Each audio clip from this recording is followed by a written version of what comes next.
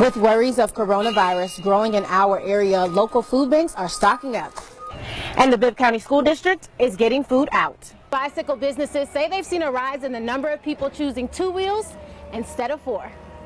Staying home because of COVID-19, your electric bill might make you sweat. So here's some tips from Georgia Power to keep you cool and your pockets full. The virus has impacted access the organization has to resources like housing and to assessments that are done by nurses.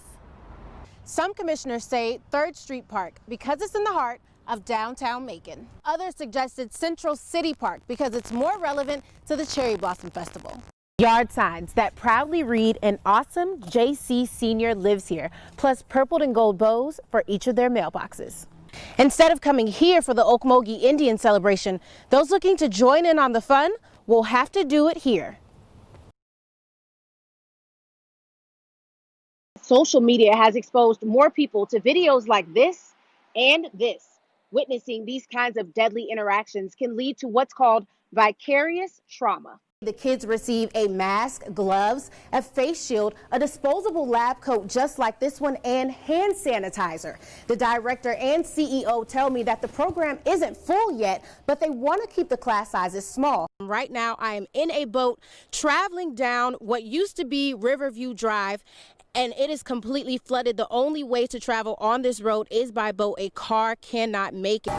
Good evening, Victoria. As you can see behind me, it's not quite a party yet at Clifford Whitbeat's campaign, but when I spoke to him earlier, he says that Macon is ready for a change. Macon has hosted a Juneteenth festival for the past 27 years.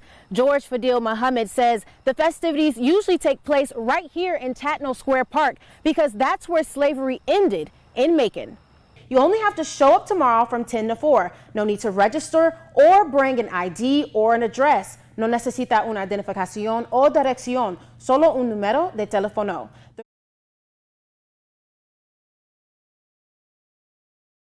Kelvin Duke hasn't seen his diploma since he earned it back in the 70s. It wasn't lost, just packed away. I was actually in the barn. It wasn't in the house. Duke's home was one of those that was hardest hit by the EF3 tornado that ravaged Upson County. I was just waiting for the house to be lifted off the foundation. The storm ripped off parts of the roof, and 2 rooms in the back of his home are torn apart. And Kelvin Duke's backyard once sat 3 barns that were all whisked away in the tornado, leaving behind their concrete foundations. It left everything else just in a jumbled pile. Duke didn't even realize that his junior high diploma was missing from that pile until he got a text from a friend. She brought it to work and showed it to her boss, and he knew me, so he started trying to call me. Of course, phone systems were down. The diploma went on a nearly 40-mile journey before it was found in pristine condition near I-75 in Monroe County. It didn't even look like it'd been in that tornado. The Duke family was shocked to see the diploma had made its way back to Thomaston. It was just really cool to have that back. Reporting in Upson County, Brittany Miller. The federal government is close to finalizing a nearly $2 trillion economic package. The relief will include direct payments to help Americans. It's not just one person losing a job, it's the whole world, all of us losing our jobs. According to restaurant.org, the food service industry has seen dramatic impact from the outbreak of coronavirus. Restaurants have had to close their doors or dramatically reduce services, leaving workers financially strained or out of the job. That's why I've done it for the past 3 years. I love it. Kate is a bartender at a chain restaurant. She makes all of her money with tips. Her restaurant is still open, but they've reduced their services to pickup and delivery. Even knowing that it was going to happen, it was still kind of sobering and scary. She says the scariest part is not knowing when work will return to normal. We have enough food. I have enough money for rent for next month. Honestly, I'm just scared about the next month when I can't make any money for, all the bills that are gonna pile up. Some of us do live day to day, like off cash tips, so we're having to adjust our lifestyle, adjust everything. The industry and its workers have been hit hard. Restaurants that couldn't offer curbside service had to close, like the local place where Emily works. They are doing the best they can. We have a job to come back to, thankfully. Emily is using her taxes and financial aid refund from school to cushion the blow. She's confident the federal economic package will help her and thousands of laid-off food service workers. Staying optimistic is the best thing for us right now. Brittany Miller reporting. The peaceful protests in Macon stood for more than just police brutality. These women say they're fighting for their sons, brothers, and anyone else who feels like their cries for change aren't heard. 2 women born and raised in Macon are at the cornerstone of the recent peaceful protests. As long as we take a stand, somebody out there will see us and hear us. Kertisha Haywood is with Honk for Justice. The group protested on Cherry Street for 5 days straight. They say, what are you doing it for? How long are you going to be here?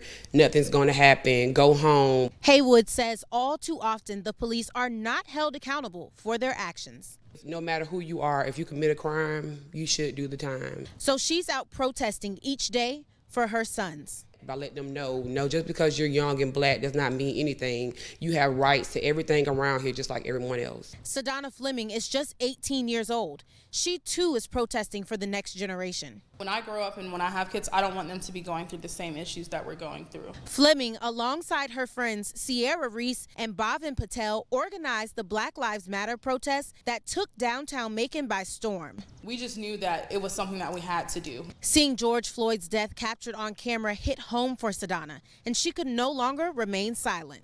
It's not enough to just post on your social media pages that Black Lives Matter. It's not enough to just sign petitions and stuff like that. What are you actively doing? She says the police brutality seen in Minneapolis could just as easily have happened close to home. It doesn't pick and choose where it happens at. It's happening everywhere. So these women say they will keep fighting. As long as we can. You know, if that continues, the protests need to continue. These women say achieving change does not rest solely in protesting. Haywood would like to see a hate crime bill passed in Georgia, and Fleming says the community needs to give more attention to local elections. Reporting in Macon, Brittany Miller.